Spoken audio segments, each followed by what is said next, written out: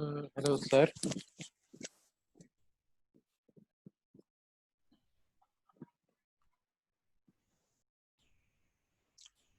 ये जी नया chapter start कर रहे हैं, चैप्टर 3। और इसमें एक्चुअली जो है वो असेंबली लैंग्वेज के जो फंडामेंटल्स हैं उसको हम पढ़ेंगे, यानी कि एक तरह से जो प्रैक्टिकली जो आप लैब में कर रहे हो उसकी तरफ अब हम आ रहे हैं। और उस कोडिंग वगैरह की चीज़ें जो आप लैब में कर रहे हो वो आपको समझ में आना शुरू होंगी जब आप थ्योरी में उसकी डिस्कशन देखोगे। तो आपको कोडिंग भी जो है सारी समझ में आना शुरू हो जाएगी कि कैसे जो है वो असेंबली लैंग्वेज का प्रोग्राम कैसे काम कर रहा है। तो ये बेसिक एलिमेंट्स हैं असेंबली लैंग्वेज के। तो वन बाय वन देख लेते हैं सबको। पहला है इंटीजर कंस्ट्रक्ट्स।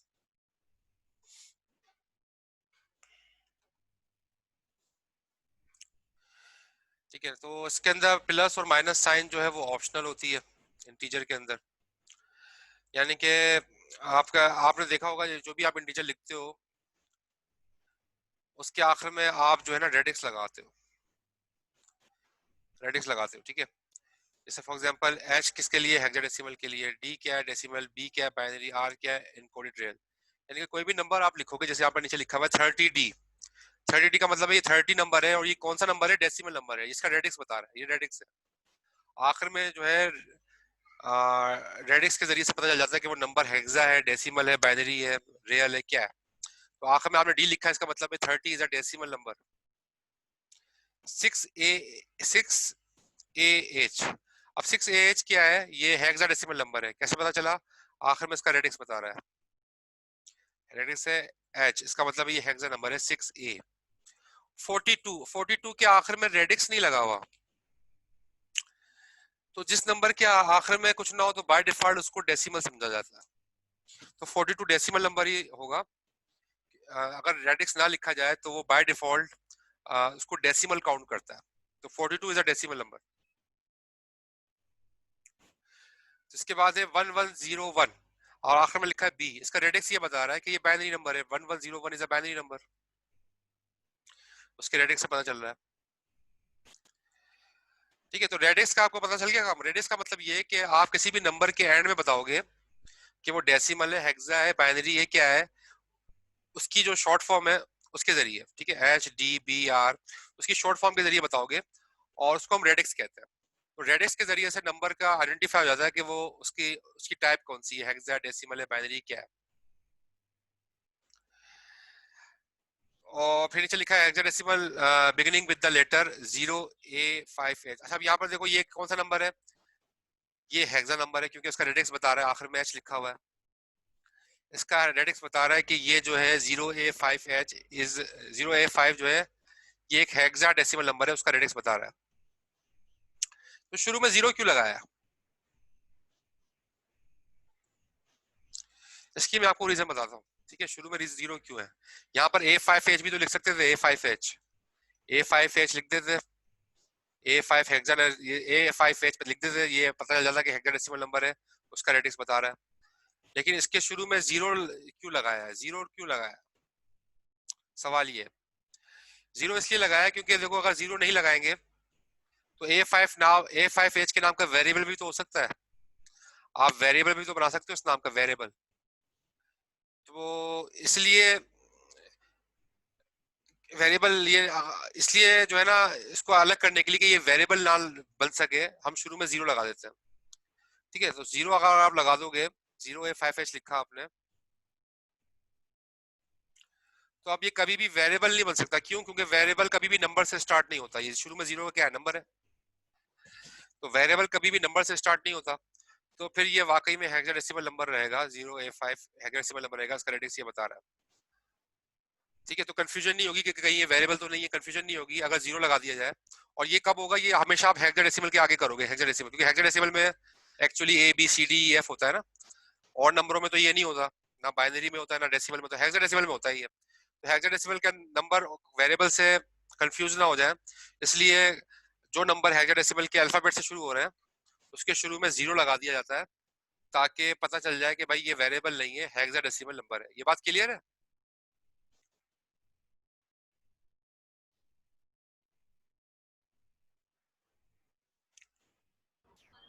सर जी सर वो आपने एक तरीका बताया था कि सर किस तरह जो है ना नंबर को देखते ही बता सकते हैं कि वो पॉजिटिव साइन इंटीजर है या नेगेटिव है। सर वो जी, एक दफ़ा दोबारा बता देंगे सर? वो क्विज में सवाल आया सर था ना। सर वो थोड़ा-सा माइंड से सर थोड़ा नहीं नहीं, क्विज में आया था ना वैसे वो। था। तो क्विज में सवाल आया आया था, था उसको सर? उसके अंदर ये होता है कि आप सेवन जो मोस्ट सिग्निफिकेंट डिजिट है, अगर वो 7 से अबव है तो वो नेगेटिव है। अगर जैसे लिखा हुआ है अगर ओके फॉर सर। एग्जाम्पल लिखा हुआ है 7 7 से अबव है मोस्ट, सर? अगर वो 7 से अबव हो, जी, जैसे लिखा हुआ है 9C, 9C का मतलब 9 आ रहा है, 9 जो है वो 7 से अबव है। तो अगर मोस्ट सिग्निफिकेंट नंबर जो है, मोस्ट सिग्निफिकेंट डिजिट जो है वो होगा 7 से अबव होगा, तो वो नेगेटिव है।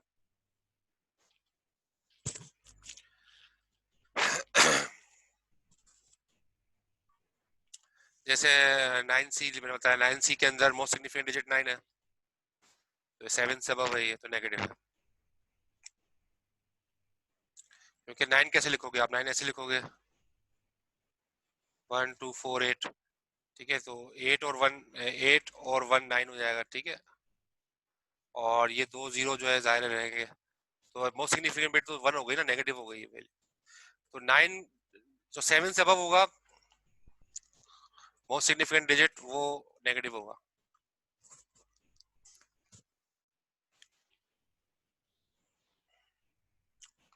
अच्छा, रिजर्व वर्ड्स के बारे में पढ़ लेते हैं हम।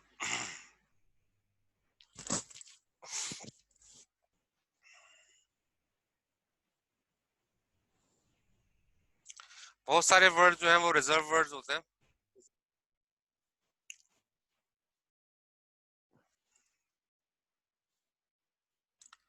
जैसे आप असेंबली में आप लिखते हो मूव, ऐड, मल्टीप्लाई, ठीक है, ये सारे के सारे क्या है, ये रिजर्व वर्ड्स हैं। इनको सेक्शन निमोनिक भी कहते हैं, रिजर्व वर्ड्स हैं। और ये इस नाम का रिजर्व वर्ड्स का मतलब क्या है कि इसको आप, इस नाम का आप कोई वेरिएबल डिफाइन नहीं कर सकते, क्योंकि ये चीजें रिजर्व हुई हुई है। जैसे ये मूव नाम का आप कोई वेरिएबल नहीं बना सकते, ऐड नाम का कोई आप वेरिएबल नहीं बना सकते, क्योंकि ये रिजर्व वर्ड्स हैं। ये जो इंस्ट्रक्शन है असेंबली की, इसका कोई आप वेरिएबल नहीं बना सकते हो, ये रिजर्व वर्ड्स है। इस तरह रजिस्टर के नेम भी रिजर्व वर्ड्स है। रजिस्टर के नेम का मतलब क्या है, ई एक्स, ई पी एक्स, ये इस नाम का वेरिएबल नहीं रख सकते, क्योंकि ये रिजर्व वर्ड्स है। ये यूज हो रहे हैं असेंबली के अंदर। इन चीजों को आप अपने वेरिएबल फंक्शन के अंदर यूज नहीं कर सकते। इस नाम का ना फंक्शन बना सकते हो, इस नाम का ना वेरिएबल बना सकते हो। इस तरह से डायरेक्टिव्स हैं। डायरेक्टिव्स बताती हैं कि प्रोग्राम को कैसे असेंबल किया जाए, how to assemble programs. Programs को कैसे असेंबल किया जाए, ये हमें बताती हैं डायरेक्टिव्स। फिर एट्रीब्यूट्स हैं,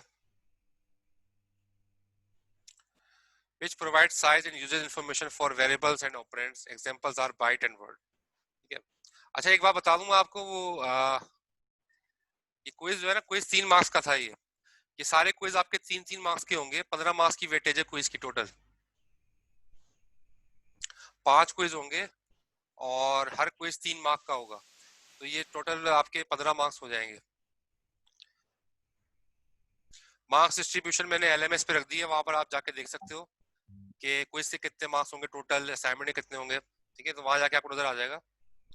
और इस तरीके से हम करेंगे। अच्छा जी, एट्रीब्यूट्स के बारे में पढ़ रहे थे। Attributes which provide size and usages byte information for variable. जब आप देख रहे हो एट्रीब्यूट, जैसे आप बताते हो कि भाई आप कोई भी नंबर लिखते हो तो आगे उसके लिखते हो बाइट। अगर वो बाइट है तो वो नंबर बाइट, 1 बाइट का है। अगर उसके आगे अगर लिखते हो वर्ड तो वो नंबर 2 बाइट का हो गया। तो ये एट्रीब्यूट हो गए। जैसे जैसे आप वेरिएबल डिक्लेयर करते हो ना, उसमें बताते हो कि जैसे आपने लिखा ए नाम का एक वेरिएबल बनाया, उसके आगे आपने लिख दिया बाइट, तो ये 1 बाइट का वेरिएबल हो गया,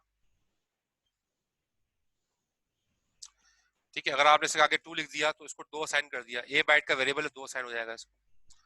असेंबली में हम ऐसे लिखते हैं। तो ये एट्रीब्यूट हो जाए। एट्रीब्यूट्स जो है आप इसके अंदर या तो बाइट की सूरत में या वर्ड की सूरत में या डी वर्ड की सूरत में आप बता सकते हो, ये एट्रीब्यूट हो जाते हैं। अच्छा, ऑपरेटर्स, इस तरह से ऑपरेटर्स जो है कांस्टेंट एक्सप्रेशन में आप यूज कर सकते हो। अभी आपको कांस्टेंट एक्सप्रेशन हम बाद में करेंगे, जब मैं आपको मैक्रोस के बारे में पढ़ाऊंगा। उस वक्त जो है वो हम कांस्टेंट एक्सप्रेशन देखेंगे कि वो क्या होते हैं, ऑपरेटर्स वहां पर यूज होते हैं। आपने अभी तक ये साइन यूज नहीं किया होगा कि 2+2 लैब में, ये प्लस का साइन आपने यूज नहीं किया होगा।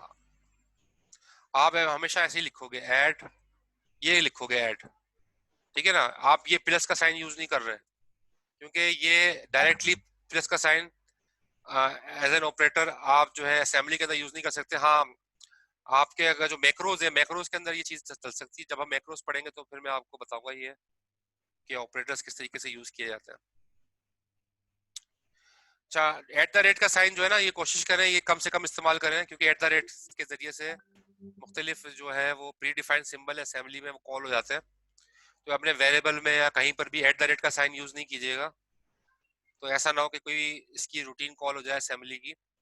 तो ये इसको रिकमेंड नहीं करते कि एट द रेट का साइन आप अपने वेरिएबल में या फंक्शन में यूज करें।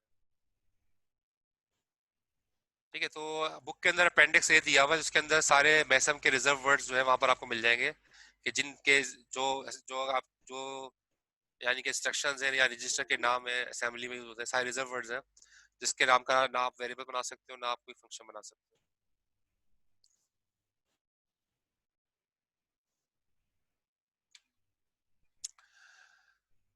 अच्छा जी, आइडेंटिफायर्स, आइडेंटिफायर का मतलब वेरिएबल। तो वेरिएबल रखने का तरीका क्या है? वेरिएबल भी कहते हैं आइडेंटिफायर, वेरिएबल भी कह सकते हो, वेरिएबल का नाम भी आइडेंटिफायर होता है, ठीक है। इसके साथ साथ अगर आप कोई फंक्शन बना रहे हो, असेंबली में कोई फंक्शन बनाओगे, तो फंक्शन को भी हम आइडेंटिफायर कहते हैं। आइडेंटिफायर का मतलब क्या है कि यूजर डिफाइंड नेम, जो कि यूजर रखे।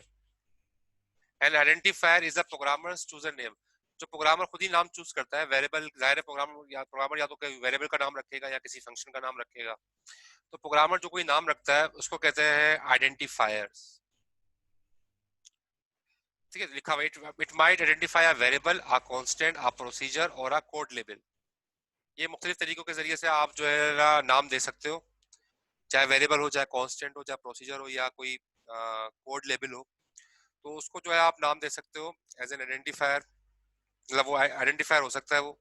और उसका जो है उसकी कुछ रूल्स हैं, यहाँ पर लिखा हुआ है keep the following in mind when creating identifiers. आपका जो वेरिएबल वगैरह है या फंक्शन नेम है, जो भी है जो आइडेंटिफायर है, उसकी रेंज क्या होगी 1 से लेके 247 तक, 247 कैरेक्टर्स तक। यानी कि 247 कैरेक्टर से ज्यादा किसी वेरिएबल का नाम, किसी फंक्शन का नाम, किसी किसी कोड का लेबल का नाम जो है आप नहीं देना। ठीक है, इससे इससे ज्यादा नहीं देना, इसी के अंदर रहते हुए देना। ये साइज है, इसकी मैक्सिमम लिमिट है।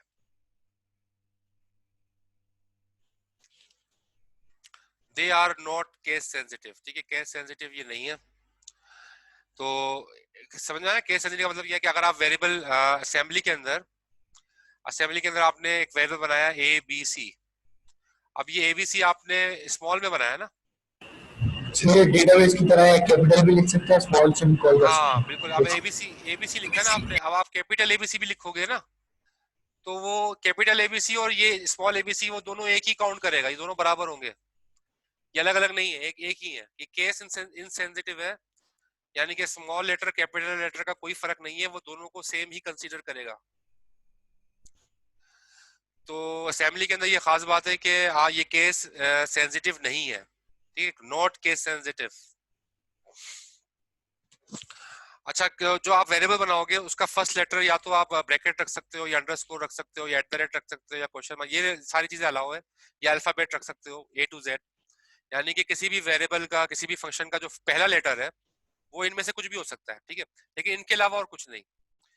नंबर नहीं, आप नंबर से कोई वेरिएबल स्टार्ट नहीं कर सकते, कोई फंक्शन स्टार्ट नहीं कर सकते, ठीक है।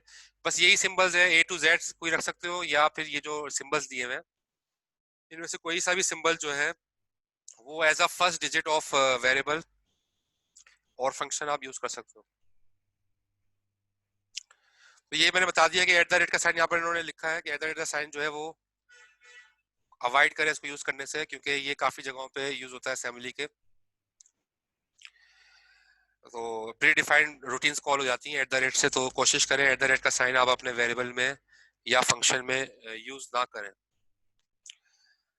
N identifier can not be the same as the assembler reserve word. ये बात है कि जो रिजर्व वर्ड है जैसे ऐड है, सब्ट्रैक्ट है, मल्टीप्लाई है या वर्ड है, डी वर्ड है, ये रिजर्व वर्ड है जाहिर है। तो वेरिएबल का नाम उसके बराबर वो आप दी रख सकते हो जो रिजर्व वर्ड का जो पहले से डिफाइंड है, जाहिर है ये मैं बता चुका हूँ पहले।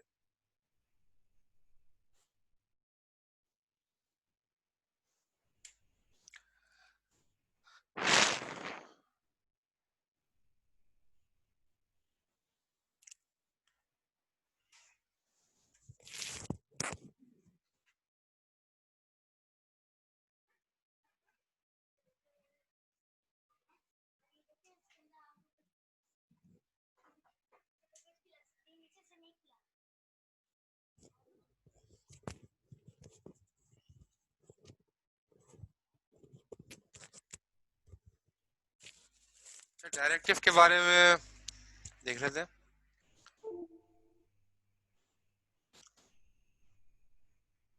A directive is a command embedded in the source code that is recognized and acted upon the assembler। तो सोर्स कोड में ही होती है डायरेक्टिव, और जो है वो कब एक्टिवेट होती है जब असेंबलर उसको रिकॉग्नाइज कर ले। डायरेक्टिव का मतलब क्या, जैसे आपने लिखा होगा directives do not execute at run time. Run time पे एग्जीक्यूट नहीं होती, ये प्री डिफाइंड होती है। डिफाइन जैसे आपने लिखा डॉट डेटा या अभी बता रहा है डॉट डेटा और डॉट डेटा ये सब सेम है क्योंकि ज़ाहिर केस सेंसिटिव नहीं है, और ये तरह से डायरेक्टिव है। यानी कोई भी चीज जो प्री डिफाइंड है वो कॉल हो जाए वो सब डायरेक्टिव्स होती हैं। जैसे डॉट डेटा डायरेक्टिव है, डॉट कोड डायरेक्टिव है, वो प्री डिफाइंड है असेंबली के अंदर और वो एक्टिवेट हो जाती हैं जब उनको जो है असेंबली का प्रोग्राम रिकॉग्नाइज करता है। तो ये सारी की सारी डायरेक्टिव्स होती हैं और ये सब के सब जो है केस इनसेंसिटिव है।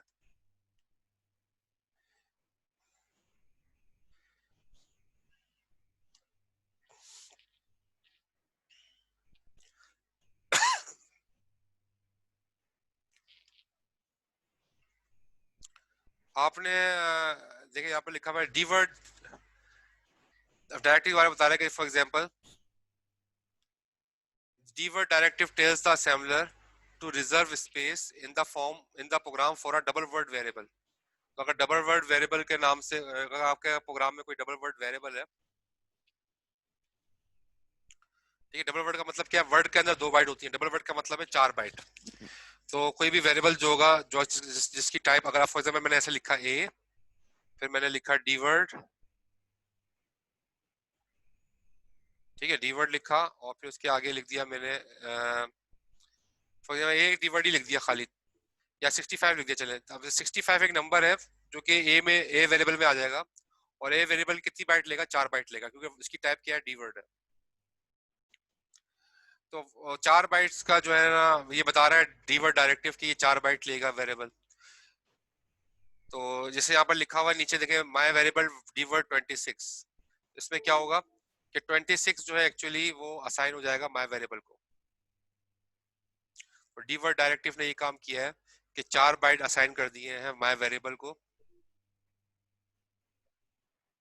ठीक है। तो ये इस तरह की डायरेक्टिव्स होती हैं, डी वर्ड, वर्ड, बाइट, ये सब डायरेक्टिव्स के नाम है, या डॉट डेटा, डॉट कोड, ये सब डायरेक्टिव्स के नाम है। यानी कि डायरेक्टिव्स वो चीजें हैं जो प्री डिफाइंड असेंबली के अंदर मौजूद है और वो असेंबली रिकॉग्नाइज करके उसको एग्जीक्यूट करता है।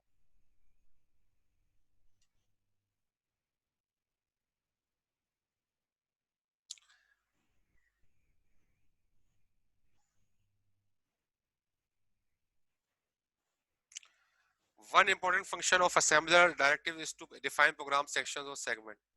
एक डायरेक्टिव का काम सेगमेंट्स को डिफाइन करना भी, जैसे मैंने आपको बताया dot data, dot code, dot stack, ये आप प्रोग्राम में लिखते हो असेंबली के, ये सारे के सारे सेगमेंट्स हैं। डॉट डेटा में वेरिएबल डिफाइन करते हो, डॉट कोड के अंदर आपकी इंस्ट्रक्शंस आ जाती हैं, ठीक है। स्टैक के अंदर जो आप स्टैक का साइज कितना होगा वो बता दो, ये ऑप्शनल है, स्टैक यूज करो ना करो, लेकिन ये तो जरूरी है, डॉट डेटा और डॉट कोड ये जरूरी है।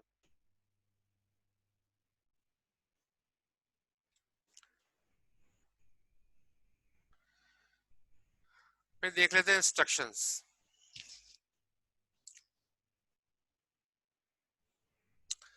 An instruction is a statement that becomes executable when a program is assembled, ठीक है। जब प्रोग्राम असेंबल होता है फिर जो है वो इस फिर उसके बाद जो है असेंबल होने के बाद जो है वो इंस्ट्रक्शन चलती हैं। इंस्ट्रक्शन जो है वो असेंबल प्रोग्राम के अंदर असेंबल होती हैं। तो instructions are translated by the assembler. Assembler जो है वो ट्रांसलेट करता है इंस्ट्रक्शन को, किसके अंदर ट्रांसलेट करता है? Machine language bytes. तो मशीन लैंग्वेज बाइट्स के अंदर असेंबलर उसको ट्रांसलेट कर देता है और सीपीयू फिर उसको रन टाइम के ऊपर एग्जीक्यूट करता है। तो कोई भी असेंबली लैंग्वेज की इंस्ट्रक्शन होगी ना, उसके 4 बेसिक पार्ट्स होंगे। वो बेसिक पार्ट्स कौन से हैं? लेबल, किसी भी इंस्ट्रक्शन में लेबल हो सकता है, और ये लेबल जो है लगाना ये ऑप्शनल है, मैंडेटरी नहीं है। लेबल लगाएं आपकी मर्जी, ना लगाएं आप, ये मैंडेटरी नहीं है। लेबल हो सकता है किसी भी इंस्ट्रक्शन में। इसके बाद इंस्ट्रक्शन निमोनिक, यानी कि ऐड सब्ट्रैक्ट वगैरह जो आप लिखते हो, जो असेंबली लैंग्वेज की इंस्ट्रक्शन है जिनको हम इंस्ट्रक्शन निमोनिक कहते हैं, तो ये जो है ये दी जाती हैं और ये रिक्वायर्ड है, ये ऑप्शनल नहीं है। असेंबली लैंग्वेज के अंदर कोई इंस्ट्रक्शन निमोनिक का होना लाजमी है। फिर है ऑपरेंड्स। ऑपरेंड के दायरे जो भी आप कराओगे, मल्टीप्लाई, डिवाइड, एडिशन, सब्ट्रैक्शन, किसी ऑपरेंड में कराओगे तो जाहिर है यूजुअली रिक्वायर्ड, ये रिक्वायर्ड होते हैं। बहुत कम ऐसा होता है कि ऑपरेंड की जरूरत ना पड़े किसी इंस्ट्रक्शन में, वरना ज्यादातर ऑपरेंड जो है वो रिक्वायर्ड होते हैं इंस्ट्रक्शन के अंदर। सवाल है लेबल करेगा क्या? मैं अब नीचे आ रहा है, मैं इसकी एग्जांपल भी बता रहा हूँ। पहले तो मैं आपको दिखा रहा हूँ कि ये चीजें हर इंस्ट्रक्शंस के अंदर होती हैं। कमेंट्स भी आप किसी इंस्ट्रक्शन के साथ लगा देते हो, लेकिन कमेंट्स भी जाहिर है ऑप्शनल है, मैंडेटरी नहीं है। तो जो बेसिक सिंटैक्स हो गया असेंबली का वो यही है कि शुरू में लेबल, और लेबल आपका ऑप्शनल है, चाहे लगाओ या ना लगाओ। फिर निमोनिक में क्या आ जाएगा? ऐड, सब्ट्रैक्ट, मल्टीप्लाई, वो जो असेंबली की इंस्ट्रक्शन है वो। फिर ऑपरेंड, ये भी रिक्वायर्ड होते हैं ज्यादातर। और आखिर में कमेंट्स जो है आपके ऑप्शनल है, आप दें या ना दें। तो ये पूरा सिंटैक्स होगा असेंबली लैंग्वेज का। अब इसकी एग्जांपल देख लेते हैं। लेबल के बारे में सवाल आया था, लेबल किसे कहते हैं? पहले तो हम लेबल देख लेते हैं, लेबल क्या है। A label is an identifier that acts upon a place marker for instructions and data। देखो लेबल में होता है क्या है, आप लेबल डिफाइन कर देते हो और वो क्या होता है, प्लेस मार्कर होता है, यानी कि आप चाहते हो कि आप प्रोग्राम में कहीं भी चले जाओ, आप वापस लौट कर उसी जगह पर आ जाओ जहां पर आपने लेबल लगाया है। तो उस लेबल के जरिए से आप प्रोग्राम में कहीं पर भी हो जंप करवा सकते हो अपने प्रोग्राम की एग्जीक्यूशन को उस लेबल के ऊपर।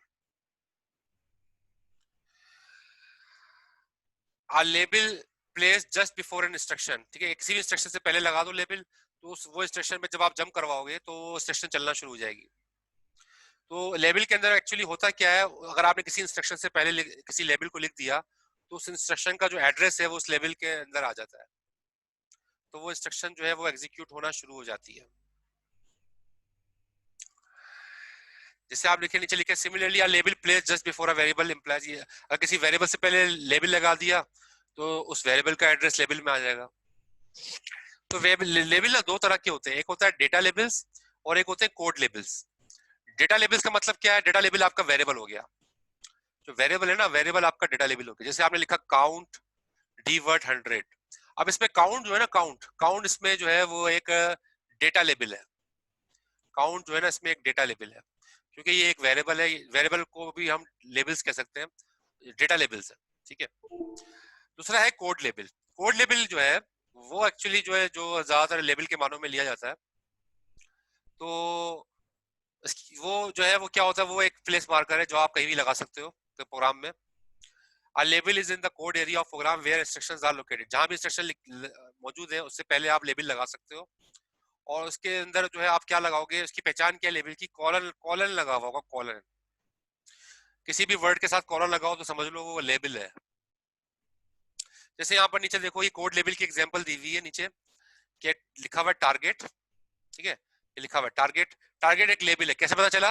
ये कॉलन लगा हुआ है, कॉलन, ये कॉलन लगा हुआ है, कॉलन से पता चल गया कि टारगेट एक जो है ना वो लेबल है।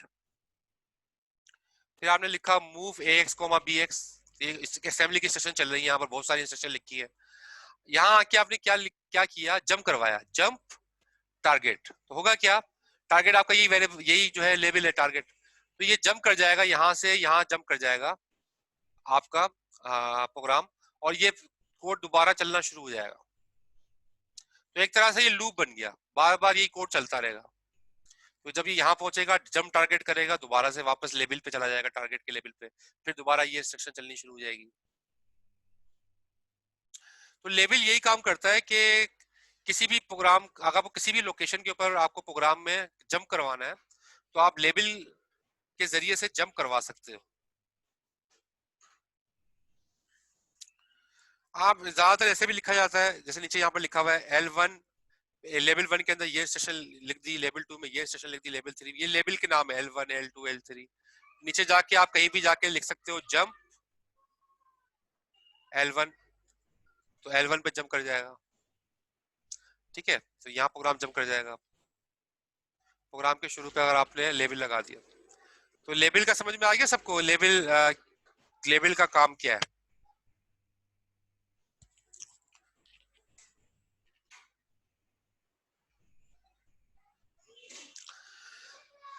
तो लेबल का काम जो है वो जस्ट, अच्छा ये क्या लिखा हुआ है, ब्रेक कैसे करेंगे? ये बाद ने सवाल किया है, ब्रेक कैसे करेंगे? जाहिर है ये लूप चल रहा है ना, अब ये लूप चलता जाएगा तो ब्रेक कैसे होगा?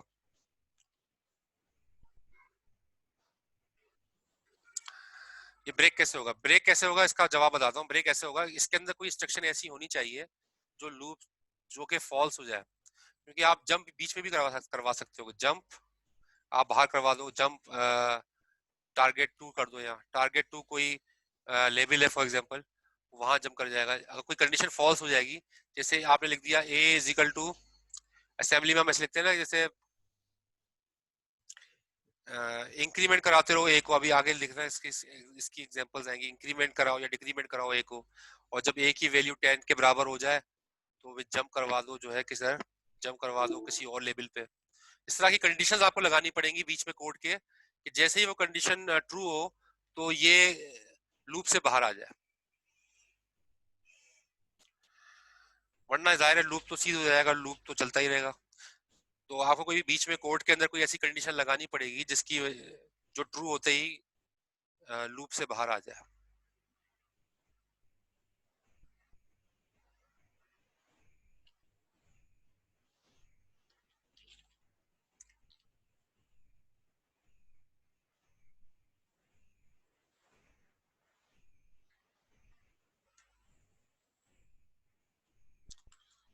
हाँ, सी शार्प में भी ऐसे ही लेबल होता है। सी शार्प वगैरह मुख्तलिफ लैंग्वेजेस में लेबल का यही कॉन्सेप्ट है, जो कि असेंबली में भी यही कॉन्सेप्ट है लेबल का, जो और लैंग्वेजेस में।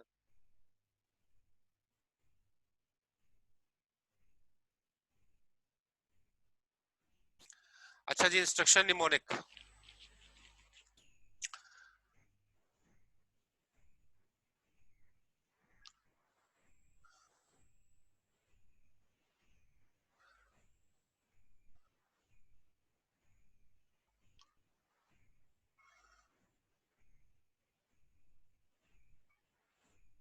ये सारे इंस्ट्रक्शन निमोनिक से move, add, subtract, multiply, jump, call, ये आपने यूज किए होंगे बहुत सारे असेंबली के अंदर, लैब के अंदर मूव किया होगा, ऐड किया है।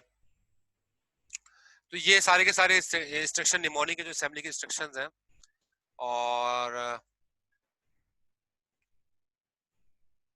आप लोगों ने सिर्फ ऐड किया है, लिखा हुआ ऐड किया बस, ठीक है। लेकिन आप ये भी होती है सब्ट्रैक्ट, मल्टीप्लाई, ये सब आप करोगे। जंप मैंने अभी आपको बताया। अभी आप लोगों की कितनी लैब्स हुई हैं अभी तक?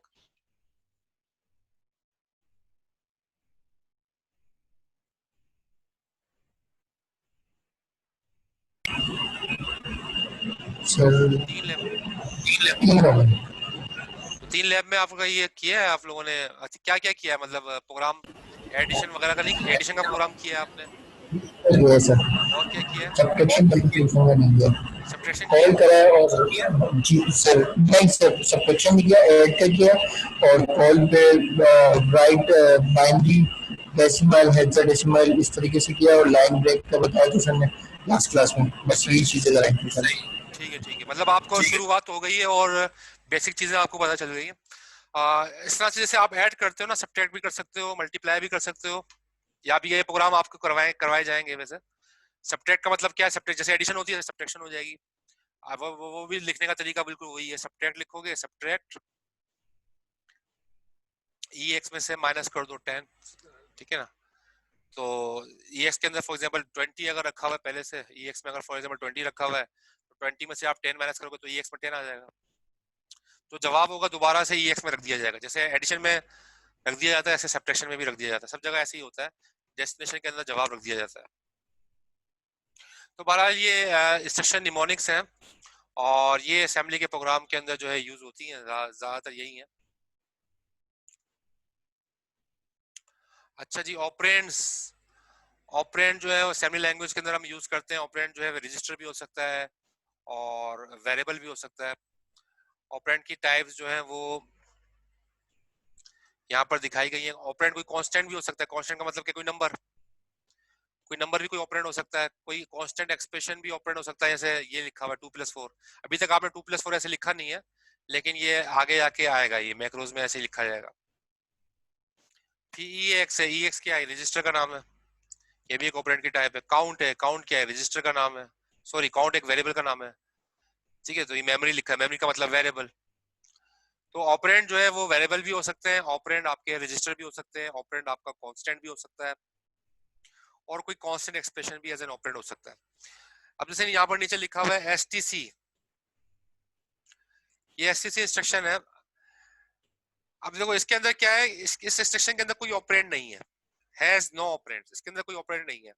STC का मतलब है सेट कैरी फ्लैग, यानी कि कैरी फ्लैग जो है वो 1 हो जाएगा, कैरी फ्लैग जो है वो 1 हो जाएगा।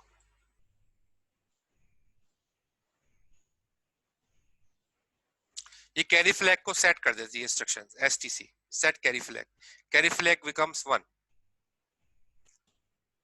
ठीक है। तो STC का ये काम है। ये इसके अंदर आप देखो, इसके अंदर ऑपरेंड कोई भी नहीं है, कोई ऑपरेंड नहीं है, नो ऑपरेंड। आप लोगों ने किया होगा डंप रजिस्टर किया है ना, डंप रजिस्टर आपने किया होगा, show dump, call dump register, ये अरवाइन का रेडीमेड फंक्शन है, call dump register. Yes sir. वो करता है क्या है, जितने भी रजिस्टर्स है ना, EAX, EBX, ECX, EDX, उन सारे रजिस्टर्स की वैल्यू भी दिखाता है, और जो जितने भी फ्लैग्स हैं, carry flag, overflow flag, parity flag, जितने फ्लैग है उनका उनका स्टेटस भी बताता है। तो डंप रजिस्टर के जरिए से सारी चीजें आपके सामने आ जाती हैं। तो अगर आप इंस्ट्रक्शन ये यूज करो अपने असेंबली के प्रोग्राम में लिखना ये STC और कॉल डंप रजिस्टर करना, तो आप देखना कैरी फ्लैग की वैल्यू 1 हो जाएगी, क्योंकि ये इंस्ट्रक्शन एक्चुअली करती क्या है, कैरी फ्लैग को सेट कर देती है, इसमें कोई भी ऑपरेंड नहीं है।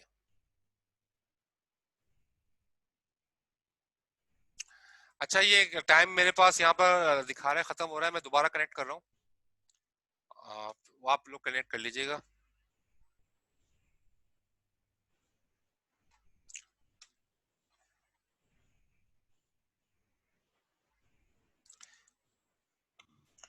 ऑफ हम थोड़ी देर में करते हैं इंशाल्लाह, थोड़ी देर में ऑफ करते हैं।